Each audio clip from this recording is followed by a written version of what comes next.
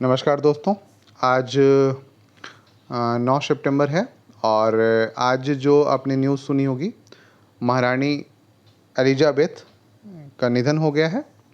और इससे हमें बस इतना सीखना है कि भारत का सिस्टम और वहाँ का सिस्टम, संसदीय यहाँ भी है, संसदीय वहाँ पे है, पर वहाँ किंगशिप है और यहाँ पे गणराज्य है ना। तो दोनों में क्या अंतर है ये जानना है।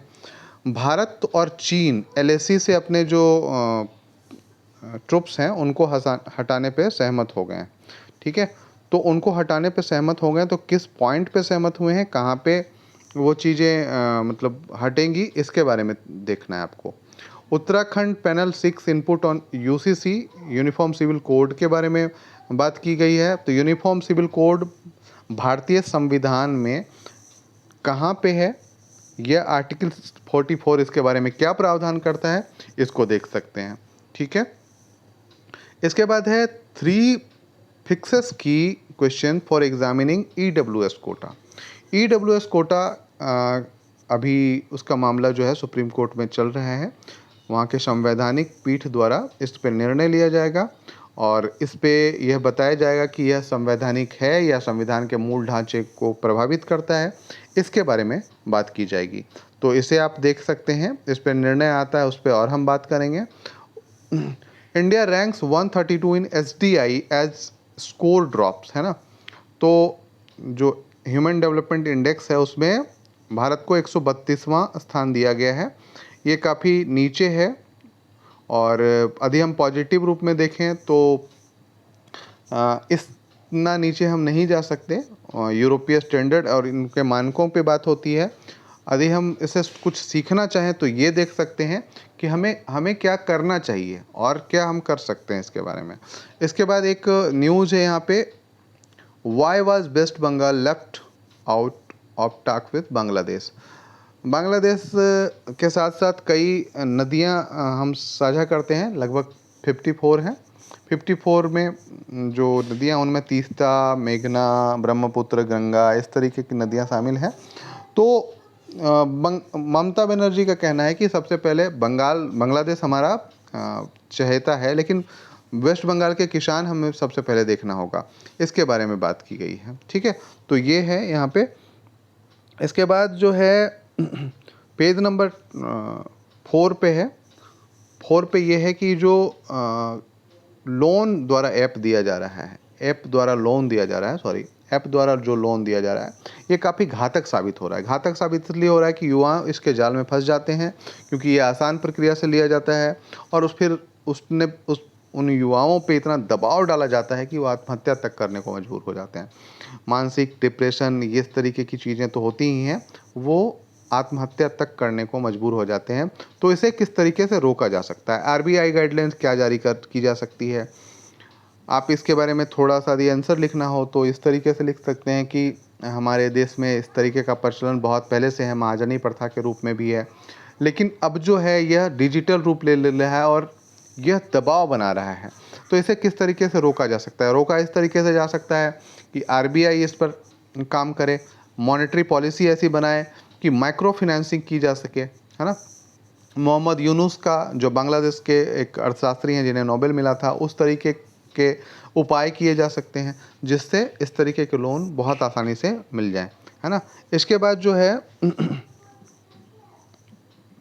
इसके बाद मामला जो है एनसीआरबी रिपोर्ट है, नागालैंड टॉप्स इन एक्सटॉर्शन असेमिन सेडिशन केसेस, पेज नंबर 6 पे है। और यहाँ पे आप देख रहे हैं कि नागा डॉट जो है एक्सटॉर्शन पे टॉप है और असम जो है सेडिशन राजद्रोह पे टॉप कर रहा है। तो इसे आप देख सकते हैं, एक छोटी सी रिपोर्ट है, आंतरिक सुरक्षा के लिए खतरा भी हो सकता है, जोड़ सकते हैं वहाँ से। इसके बाद है Odisha government cancel shrimp culture leases inside Bhitarkanika, जो राष्ट्रीय उद्यान है, वाइल्ड लाइफ सेंचुरी है जो हमारा, उसके अंदर जो है श्रिम्प या जो मछली होती है श्रिम्प, मैं नाम हिंदी थोड़ा सा भूल रहा हूँ, और उसके लिए जो वहाँ पे खेती की जा रही थी, उसको झींगा मछली, सॉरी झींगा मछली जिसको कहते हैं, उसकी जो खेती की जाती थी उसको मतलब बंद करा दिया गया है या उसके लीज कैंसिल कर दिया गया है। क्यों, कारण क्या है, तो पर्यावरण को खतरा बताकर इसको कैंसिल कर दिया गया है। ठीक है, इसके बाद है should the mother languages mother tongue और English be the medium of instruction, ये पेज नंबर 7 पे है, और सॉरी पेज नंबर 9 पे है।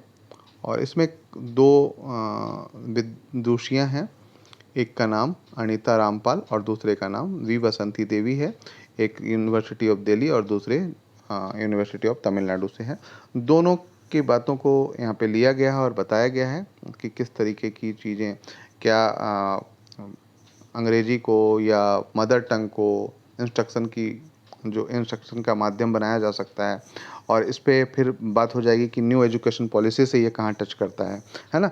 तो इस पे आप देखें। इसके बाद है Nirmala links inflation state fuel taxes.